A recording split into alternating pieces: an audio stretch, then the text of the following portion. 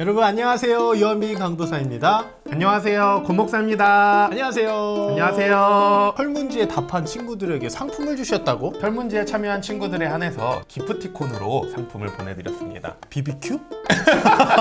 아닙니다. 상품은 짜잔 타이다입니다. 정말 이거예요? 네, 맞습니다. 이거 뒷광고 아니죠? 네, 광고 아닙니다. 네, 우리 이름이 사이다라서 네. 우리 학생들이 정말 좋아하겠네요. 저희가 이 사이다 한 잔 먹으면서 오늘 주제를 한번 나눠보도록 하겠습니다. 알죠. 시원하네요, 목사님.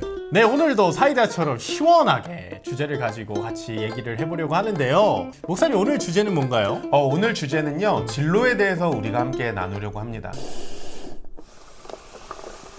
강도사님에게 한 가지 질문을 하려고 하는데, 강도사님은 어렸을 때 꿈이 무엇이었나요? 저는 한결같았어요. 초등학교, 중학교 외교관이었습니다. 사무총장님이 반기문 총장님이셨어요. 네, 맞아요. 그래서 TV에서 그분 보면서 나도 저렇게 멋진 사람이 돼야겠다.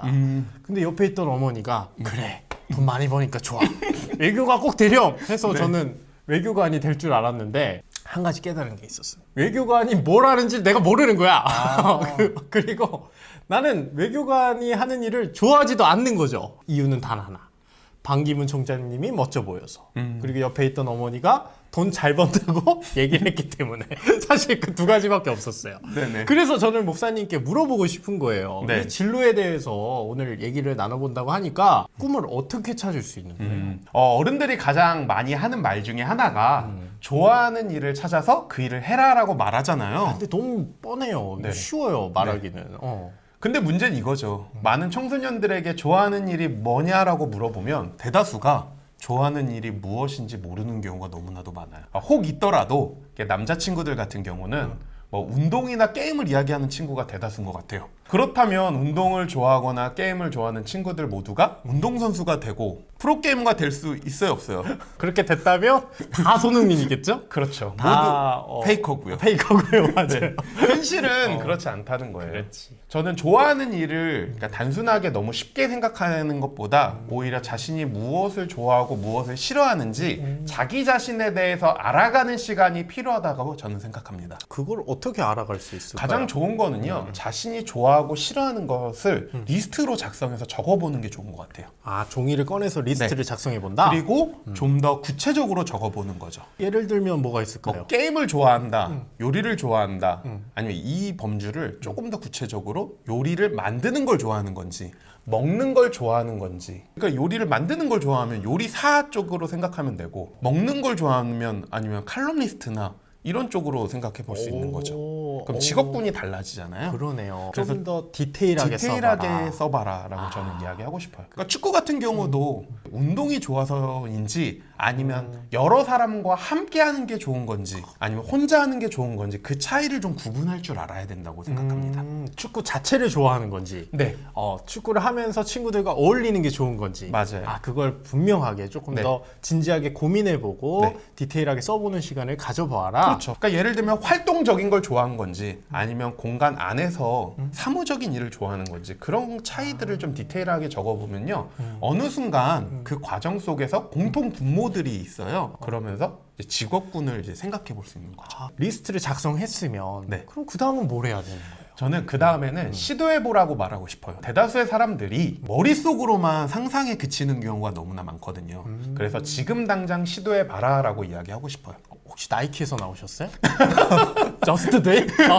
약간 약간 의도성 있는데 뒷광고 아닙니까? 자꾸 찔러요. 잠깐만, 나이키 제품이 없어요. 없네요. 네. 네.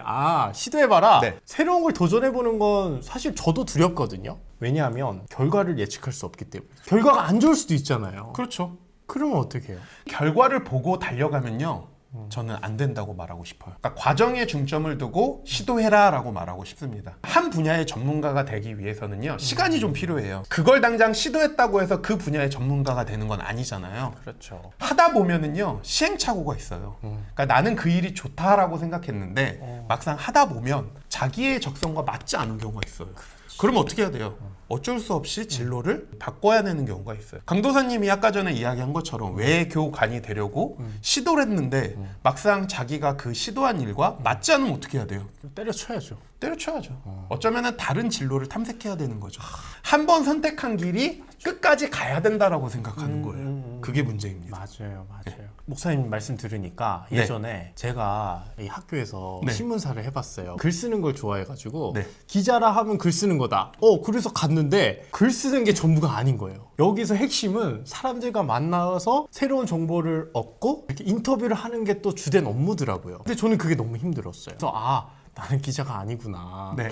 기자가 될 수는 없구나. 네. 동아리를 통해서 저의 적성을 알게 됐는데, 그러면 목사님 말씀대로라면 우리 청소년들도 그런 학교에서 동아리 적극적으로 참여해보는 게 중요하겠네요. 맞아요. 그런 찾아보는 시간, 탐색하는 시간이 의미 없는 시간이 아니라 의미 있는 시간이라고 저는 말하고 싶습니다. 결과는 아무도 예측할 수 없어요. 결과를 예측해서 한다는 거는요. 그럼 내 자신이 하나님처럼 돼야죠. 사실 우리의 인생이 결과를 예측할 수 없는 인생이기 때문에 우리에게 주어진 시간 속에서 우리가 그저 최선을 다할 뿐이라고 저는 말하고 싶습니다. 너무 좋습니다. 제가 목사님 말씀 들으니까 네. 소설가 한 분이 떠오르네요. 누구요? 혹시 그 많던 시간을 누가 먹었을까? 누군지 아십니까? 고 박완서 소설가님 말씀하시는 거죠? 네, 맞죠. 그 분이 인생을 등산으로 비유했다고 해요. 목사님 등산 좋아하세요? 저는 등산 가끔 합니다. 그래요. 근데 저는 싫어해요. 네. 왜냐면 오르막길이 너무 많아요. 그리고 산 정상에서 네. 야호 하는 건 너무 짧아. 맞아요. 그리고 또 내려가야 돼. 맞아요. 저는 그게 너무 인생 낭비, 시간 낭비인 것 같은 거예요. 네. 근데 인생은 등산과 같다. 성공은 잠시 잠깐이라는 거죠. 근데 그렇죠. 성공을 하려고 그 올라가는 그 과정이 중요하기 때문에 우리는 그 과정을 즐겨야지 그 목표 자체, 결과 자체만 즐기면 인생이 불행해진다고. 그래서 우리는 과정을 중시하고 과정에서 기쁨을 누려야 된다. 이렇게 말씀하셨는데 네. 딱 목사님 말씀이 그 박완서 씨하고 네. 똑같은 얘기가 아닐까 네. 이렇게 생각이 듭니다. 그렇다면 목사님, 일단 우리 그리스인들의 자세는 네. 어떻게 해야 되나? 저는 가장 중요한 거는 하나님과 나 사이의 관계를 명확하게 알아가는 게 참 중요하다라고 저는 생각합니다. 관계요? 왜요? 하나님과 우리 사이의 관계가 아버지와 자녀의 관계잖아요. 부모와 자녀의 관계인데, 그러니까 부모의 마음이 어떤가를 알면 우리가 진로를 선택하는 데 있어서 큰 어려움이 없습니다. 뭐 그러니까 예를 들어서요. 예를 들면 대다수의 부모들은 자녀가 잘 되기를 바랄까요? 아니면은 안 되기를 바랄까요? 돈 많이 벌길 원하죠.